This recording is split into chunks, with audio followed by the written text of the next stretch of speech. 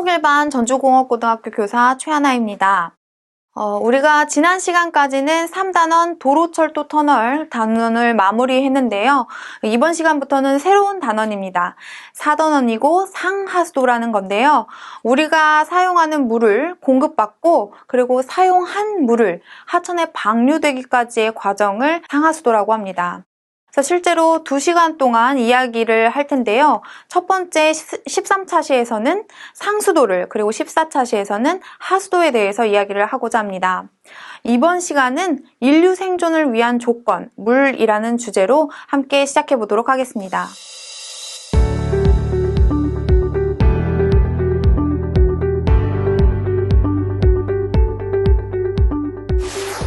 우선 우리나라 물에 대한 이야기를 조금 해봐야 하는데요. 우리나라는 이 물 부족 국가에 속해 있는 거는 모든 학생들이 알고 계실 겁니다. 어쩌다 물 부족 국가가 됐는지 조금 수치를 비교해보면 확 실감하실 수 있을 텐데요. 세계 평균 연평균 강수량과 우리나라 연평균 강수량을 조금 비교해보았습니다.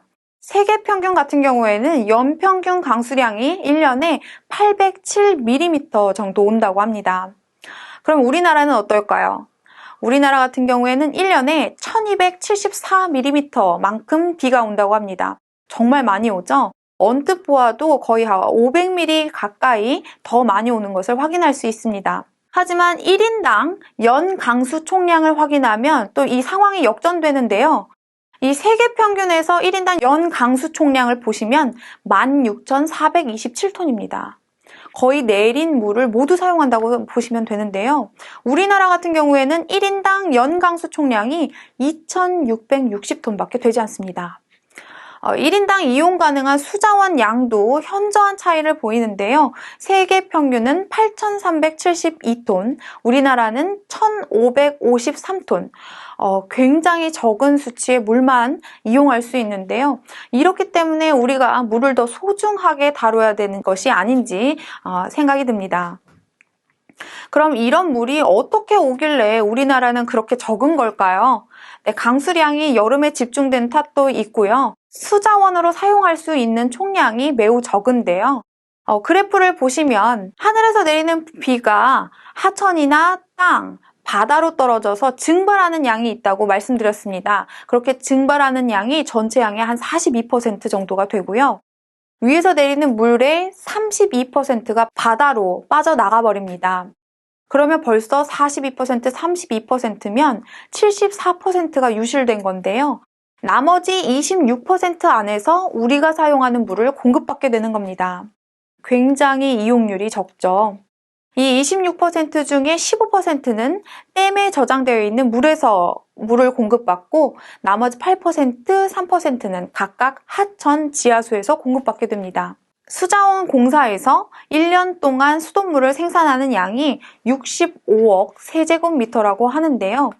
우리가 수돗물을 하루에 어느 정도 사용하게 될까요? 가정에서 하루 동안 한 명이 사용하는 물 사용량이 총 208리터라고 합니다. 그러면 2리터짜리 생수병으로 104병이나 되는 많은 물을 사용한다는 건데요. 어떤 용도로 사용하게 되는 걸까요? 옆에 그래프 한번 보시겠습니다. 25%는 변기에서 사용이 됩니다. 거의 4분의 1이 변기에서 사용이 되는 건데요. 우리가 용변을 본 후에 물을 내릴 때 많은 물이 지나가는 것을 보셨을 겁니다. 그 다음은 21% 싱크대, 그리고 20% 세탁, 그리고 16% 목욕, 11% 세면, 그 외에 기타 7%가 있습니다. 우리가 사용하는 물을 절약해서 사용하지 않으면 물 자원이 언제 고갈될지 모르는데요. 오늘은 그렇게 하천에서 취수한 물이 어떻게 우리 수도꼭지까지 공급되는지에 대해서 이야기해보고자 합니다. 우선 첫 번째는요, 하천에서 물을 길러 오는데요. 이것을 우리는 취수라고 이야기합니다. 아까 말씀드렸던 것과 같이 댐, 하천, 지하수에서 이 취수가 이루어지는데요. 우리나라 같은 경우에는 이렇게 한강, 금강, 영선강, 낙동강 이렇게 대표적인 유역들이 있고 그 유역 지역 안에 있는 지역 같은 경우에는 그 강에서 취수가 진행됩니다. 전라북도는 어떤 강에서 취수가 진행이 되나요? 금강 유역에 속해 있기 때문에 아마도 우리 지역의 물은 금강에서 오는 물이라고 생각하시면 될 것 같습니다. 네, 이렇게 지하수, 댐, 하천에서 이렇게 공급받은 물을 취수라고 한다고 말씀드렸는데요. 이렇게 취수된 물은 취수장이라는 곳에 저장이 되게 되고 여기에서 물을 줄지어서 정수시설까지 보내게 됩니다. 이때 정수시설에 들어가기 바로 전에 착수장이라는 곳을 거치게 되는데요. 이 착수장 같은 경우에는 물이 일률적으로 일정하게 정수시설 안으로 들어갈 수 있도록 줄 지우는 과정이라고 생각하시면 될 것 같습니다. 여러분들이 중구난방 와글와글하게 급식실에 들어가지 않고 두 줄로 줄을 서서 들어가는 것과 비슷한 원리라고 생각하시면 되겠습니다. 이렇게 일정하게 들어간 물이요. 첫 번째로는 물속에 녹아있는 오염물질을 고용화시킬 수 있는 약품을 치는 일인데요. 물속 안에 약품을 넣었으니 두 물질이 잘 섞일 수 있도록 도와줘야 할 텐데 이 단계가 바로 혼화지입니다. 이 혼화지는 이 우유 속에 제티를 넣고 막 흔드는 과정과 비슷한데요. 이 약품과 물이 잘 섞일 수 있도록 잘 저어주고 이 과정이 있어야만 물 속 구석구석에 숨어있는 오염물질이 고형화되기 시작합니다. 이 녹아있다는 얘기는 육안에 보이지 않는 건데요. 이 육안에 보이지 않는 오염물질이 약품을 통해서 고형화되면서 육안에 보이는 물질이 되기 시작합니다. 이 물질이 되기 시작한 오염물질은 응집지에 가서는 점점 덩어리를 불리기 시작하는데요. 서로가 서로를 엉겨붙어서 큰 덩어리로 만들기 시작합니다. 이렇게 큰 덩어리로 만드는 이유는 이 무게를 늘리기 위함인데요. 무게를 늘려야만 물속 안에서 가라앉게 되고 이 깨끗한 물과 오염물질을 분리할 수 있기 때문입니다. 이렇게 충분하게 이 덩어리를 불린 상태에서는 이 침전지로 넘어가게 되고요. 침전지에서는 오랜 시간 가만히 물을 저장해 두고 이 무거운 물질들이 바닥에 가라앉도록 하는 단계입니다. 이렇게 가라앉은 물은요.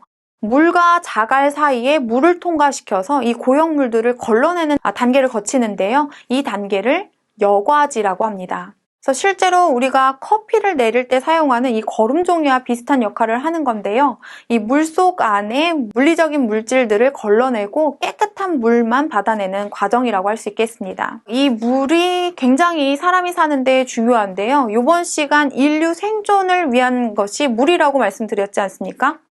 사람을 이루고 있는 대부분의 물질도 물인 만큼 더러운 물을 마셨을 때 우리 몸이 굉장히 많이 아플 수 있습니다. 그렇기 때문에 깨끗한 물을 공급하는 것이 중요한데요. 그러면 우리는 더러운 물에서 병을 얻게 된다는 이야기인데 물속 안에 뭐가 녹아 있길래 이렇게 병이 걸리게 되는 걸까요? 네, 세균입니다. 병원균이라고도 하는데요. 대장균이라든지 살모넬라균이라든지 이런 병원균이 물속 안에 녹아있는 경우에 아무리 물리적으로 깨끗한 물이더라도 이걸 마신 사람은 병에 걸리기 쉽습니다. 그렇기 때문에 정수시설의 가장 마지막 단계는 이 단계를 꼭 거치곤 하는데요. 소독이라는 단계입니다. 이 단계가 되면 물속 안에 녹아있는 병원균을 죽이는 과정을 거치게 되는데요. 이 세균을 없애는 과정에서는 이 염소라든지 자외선이라든지 은과 같은 물질들의 도움을 받고 있습니다. 이렇게 소독까지 마친 깨끗한 물은 정수지라고 하는 저장 탱크에 저장하게 되고 이제부터는 그 깨끗한 물을 수도꼭지까지 급수하게 되는 겁니다. 지금 보시는 사진이 이 많은 단계들이 한 장소에 모여서 만들어진 정수시설을 보여주는 건데요. 굉장히 많은 수조가 있는 것을 확인하실 수 있을 겁니다. 이렇게 우리 지역에 깨끗한 물이 오기까지 거점마다 이런 정수시설이 마련되어 있고 이런 정수시설을 통해서 깨끗한 물이 만들어지는 겁니다. 사실은 물이 우리에게 오기까지 정수시설만을 거치진 않는데요. 취수부터 대략적인 단계를 조금 보도록 하겠습니다. 맨 왼쪽은 댐이고요. 댐에 저장되어 있는 물을 취하는 것을 취수라고 한다고 말씀드렸는데요. 이렇게 취수한 물을 정수시설로 보내는 과정을 우리는 도수라고 표현합니다. 보통 이렇게 이동하는 과정은 관 속 안에 물을 흘려보내면서 이루어지고요. 보통 그럴 경우 도수관이라고 이야기를 합니다. 이렇게 도수된 물은 정수시설 안에 들어가게 되고 마지막 정수지에 저장된 물이 배수지라고 하는 곳까지 보내지게 되는데요. 정수지에서 나오는 물을 옮기는 과정을 우리는 송수라고 이야기를 합니다. 마찬가지로 송수도 관을 통해서 이동하게 되고요. 이렇게 이동하는 곳은 이 깨끗한 물들의 쉽게 이야기하면 중간 집결지라고 생각하시면 좋을 것 같은데요. 배수지에 모이게 됩니다. 모든 지역에 정수시설을 만들 수 없기 때문에 거점 지역에 정수시설을 만들고 각 지역의 중간 집결지, 그러니까 여러 개의 배수지를 두어서 깨끗한 물을 소분해서 나눠주는 건데요. 이렇게 배수지가 소분돼서 받은 물을 우리 집에 있는 수도꼭지까지 공급하게 되는 겁니다. 실제로 배수지에서 수도꼭지까지 오는 과정을 우리는 급수라고 하는데요. 이 그래프의 밑부분에 있는 도수, 송수, 급수는 물이 이동하는 과정을 이야기하고 이 세 과정은 관 속에서 물이 흘러가는 이런 과정으로 이루어져 있습니다. 어떠신가요? 깨끗한 물이 우리 수도꼭지에 오기까지 정말 많은 일들을 겪고 오지 않았습니까? 우리가 수도꼭지 버튼을 열면 바로 물이 쏟아지는 얻기에 너무 쉬운 물이었는데 사실 그 물을 만들기까지는 굉장히 많은 사람들의 많은 노력이 있었습니다. 우리나라가 물 부족 국가인 만큼 물을 아껴서 사용해야 될 텐데요. 이번 시간이 여러분들이 물에 대한 소중함을 알 수 있는 그런 시간이 되었기를 바랍니다. 다음 시간은요, 우리가 사용한 물을 어떻게 처리하는지에 대한 하수도와 관련된 내용을 가지고 돌아오도록 하겠습니다. 오늘도 고생 많으셨습니다. 감사합니다.